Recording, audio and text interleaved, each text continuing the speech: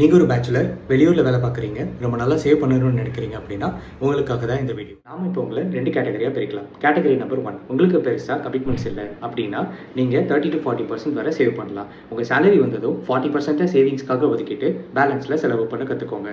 So உங்களுடைய house rent 10%க்கு மேலே இருக்கக்கூடாது. பேலன்ஸ் 50%ல் 40%ல் உங்கள் தேவைகளை முடிச்சுட்டு மீதி 10%-ஐ எமர்ஜென்சிக்காக எடுத்து வைங்க. கேட்டகரி 2, உங்களுக்கு லோன், இஎம்ஐ இல்லை வீட்டுக்கு காசு அனுப்புகிற மாதிரி கமிட்மெண்ட்ஸ் இருந்தால் அட்லீஸ்ட் நீங்கள் 10% சேவ் பண்ணலாம்.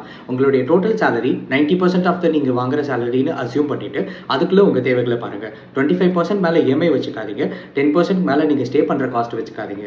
40%ல் உங்களுடைய பேசிக் எக்ஸ்பென்சஸ் ஃபுட் எல்லாம் கவர் பண்ணிவிட்டு மீதி இருக்கிற 15%-ஐ நீங்கள் வீட்டுக்கு அனுப்பலாம். பேசிக்காக உங்களுக்கு கமிட்மெண்ட்ஸ் இல்லைன்னா அதிகமாக சேவ் பண்ணலாம், கமிட்மெண்ட்ஸ் இருந்தால் கம்மியாக சேவ் பண்ணலாம். ஆக மொத்தத்தில் நம்ம இங்கே சேவ் பண்ணுறோமான்றது தான் கேள்வி. உங்களுக்கு சேலரி இன்க்ரீஸ் ஆக உங்களுடைய சேவிங்ஸ் பர்சன்டேஜும் இன்க்ரீஸ் பண்ணிகிட்டே வந்தீங்கன்னா உங்களால் ஒரு நல்ல கார்பஸ் சேர்க்க முடியும். நீங்கள் பேச்சுலராக இருக்க வரைக்கும் தான் உங்களுக்கு இந்த ஆஃபர் அவைலபிள்.